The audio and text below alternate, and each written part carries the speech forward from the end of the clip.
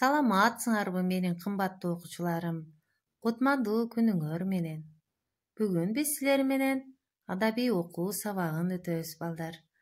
Баарыбыз аралыктан окуу боюнча күтүп даярданып отурабызбы? Азаматсыңар. Маанайыбыз кандай балдар, жакшыбы?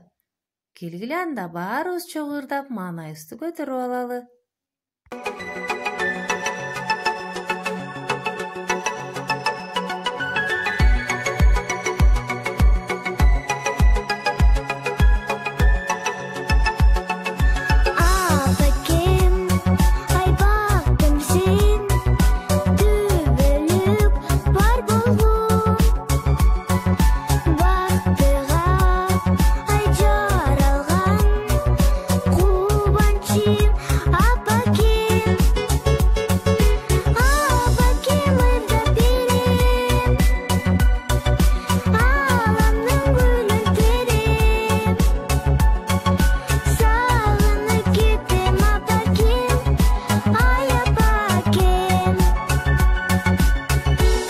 Азаматсыңар балдар.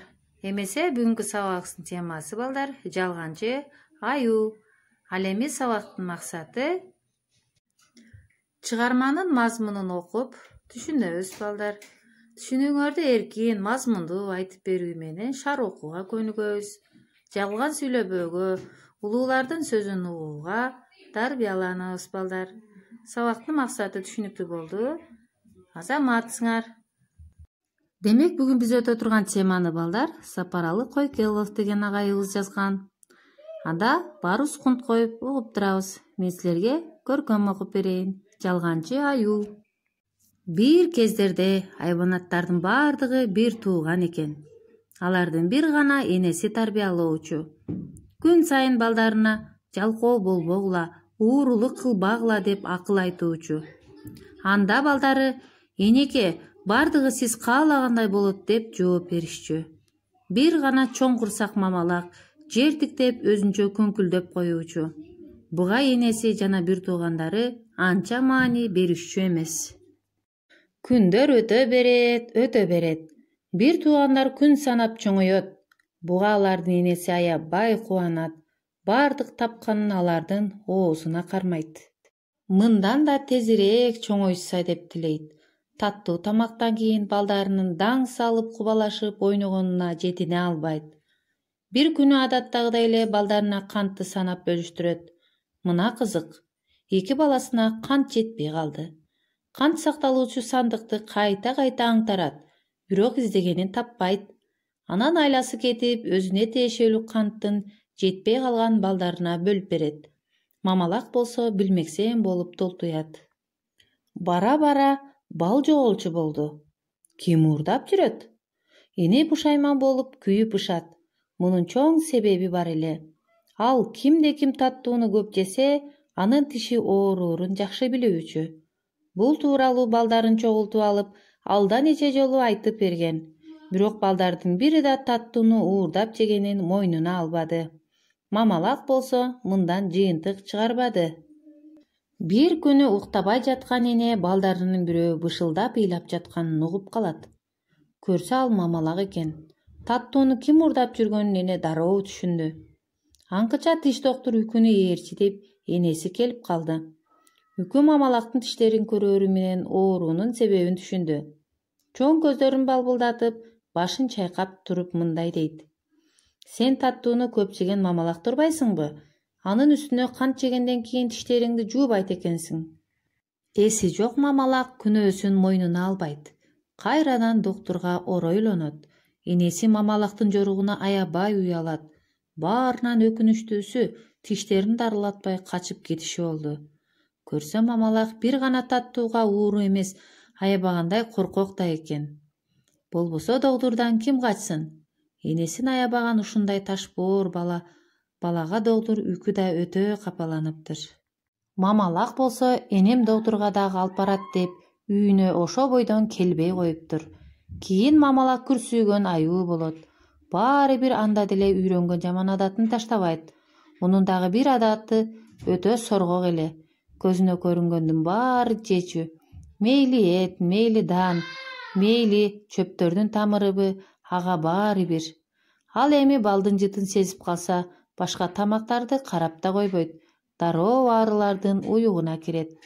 Колуна тийген балдын бир тамчысын да калтырбай жеп салат.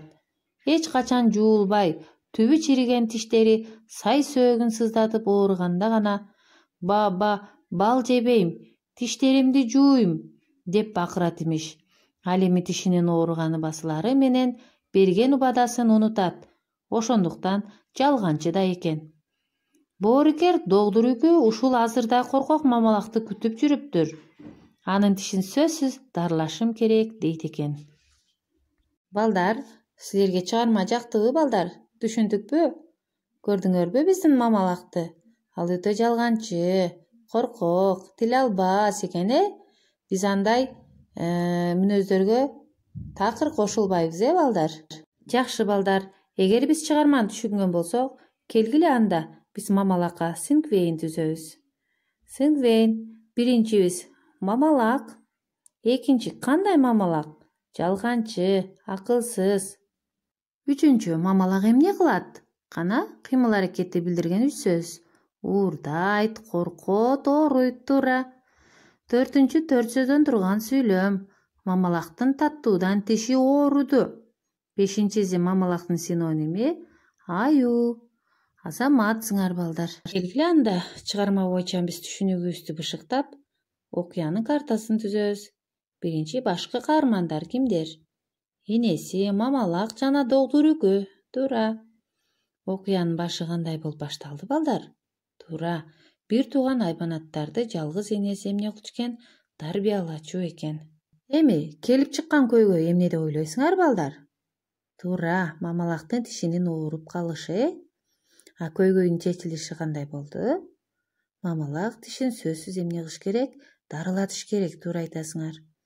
А окуянын аягы кандай бүттү балдар? Туура. Боорукер Догдурүкү коркок мамалакты дагы деле күтүп жүрөт, Эми бул чыгарма силерге кандай таасир калтырды балдар? Туура айтасыңар. Өздүк гигиенаны сактап, тишти таза күтүү керектигин жакшы түшүндүк, балдар?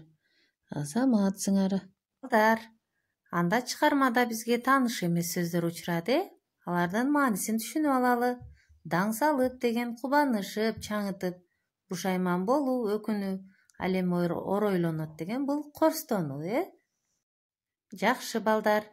Эмесе, бул макалдарды карайбыз. Кайсы макал биздин чыгармага тийиштүү деп ойлойсуңар? Напсисин тыйган кызарбайт. Көп жеген адам көп ооруйт.